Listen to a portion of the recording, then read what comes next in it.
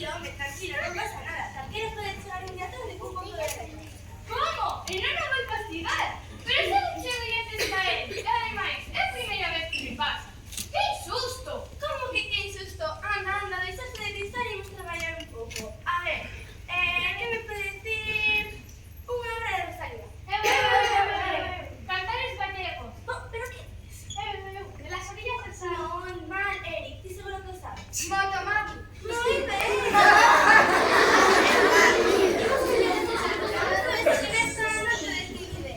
A ver, xeografía. Eric, dime onde está o Reino Unido. Está aquí. Moi ben, Eric. Ala, está mal, está mal. Eu seina, profe, eu seina. Como que está mal? E logo que o que hai onde sinalou? Aí está Cádiz, profe. Iso é España. A ver, achégate un pouco para ser unha vez. Que apura? Gibraltar. E Gibraltar que? O Reino Unido. O Reino Unido! Moi ben, Eric, sabía que non me fallarías, porque estes burros...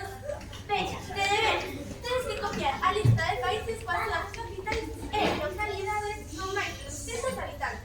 Oh, pero todas as de Europa. Non, as do mundo, non me se de cabos. Veña,